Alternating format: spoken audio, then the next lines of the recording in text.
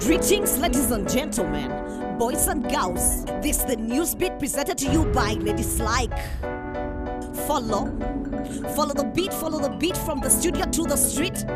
Info with the flow keeps you sharp and in the know. Sit back, relax, enjoy the news. Follow.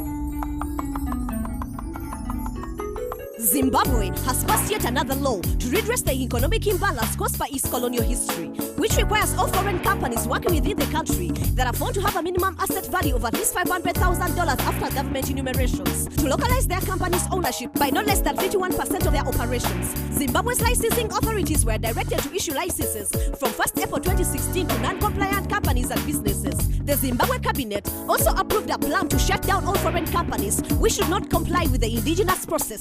The 31st of March 2016 was the final day of compliance. However, many mining companies and foreign banks failed to meet the deadline in defiance. Several foreign companies have, however, closed down voluntarily or forcefully, reminiscent of the distribution of white-owned farms in 2003, which heavily affected the agriculture sector and nearly collapsed Zimbabwe's economy. There are concerns on this policy that have the same negative economic impact on the country and further discourage much-needed foreign investment and industry at the time when foreign companies have already closed down due to economic and energy crisis that have steepened operation costs. In order to receive the economic crisis, Zimbabwe needs capital inflow from investors to reduce on its 95% unemployment rate, as most Zimbabweans are now surviving on informal sectors. And though Zimbabwe now has the largest number of unemployed people in the world, critics and the opposition believe it's the rich elite who stand the benefits once the shares are sold.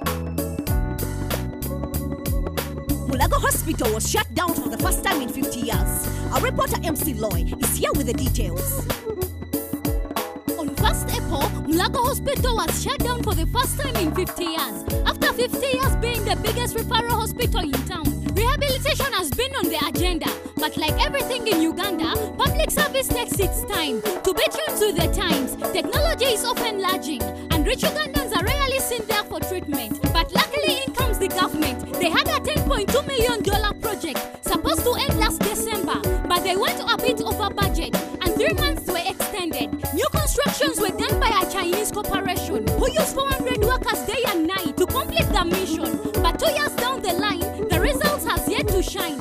By the end of April, some sections will be complete, including wards, theaters and places to meet, as well as a new mortuary, theaters and elevators, a pantry, a helipad and a generator. To reach its goals, New Mulago will be closed at least for 9 months, and patients will be sent to other hospitals until completion time comes. They will be sent to Old Mulago as well as Kawempe and Chirudu General Hospital. I'm MC Loy reporting for Newsbeat. Thank you, MC Loy, for that report.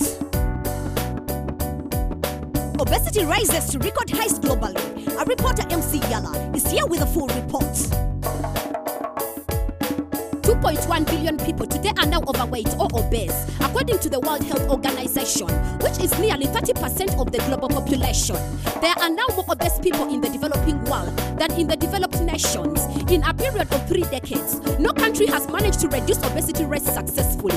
As the overweight are now more than the underweight people for the first time in history, the majority of the global citizens now live in the cities, with the developing world expected to be 70% urban by 2050. This is one of the contributing factors for the developing world's obesity rates, as many urban dwellers have abandoned their traditional local foods for urban diets. There is also the growing overconsumption of sugary drinks and sweet confectionery like cakes.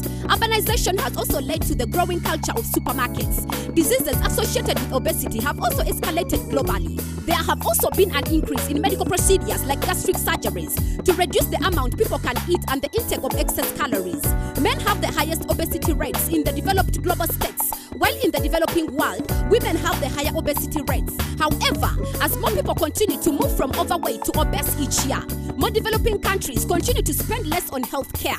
Civil efforts to combat the global health rate have also been less than enough, as 1 billion of the world's adult population are expected to be obese by 2025. I'm MC Yala, reporting for Newsbeat. Thank you, MC Yala, for that report.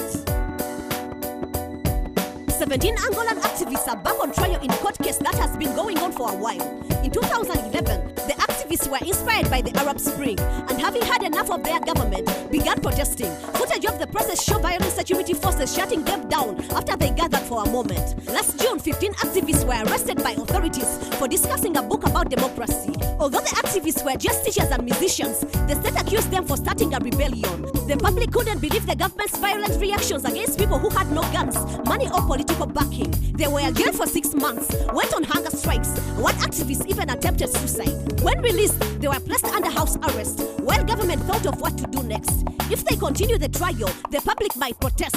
But if they release them, authorities might lose face. The government is stuck between the rock and the hard place. So says Monica Almeida, the wife of one of the activists. Journalist Rafael Marcus says the trial is a distraction from the economic crisis that is crippling down the nation. Human rights groups are criticizing the Angolan government for the violent crackdown of critics and activists. No one knows if the activists will be free again, but the world has seen that their protests were not in vain.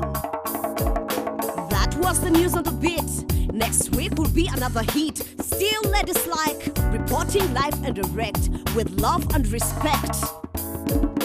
Follow the beat, follow the beat, follow the beat, follow the beat.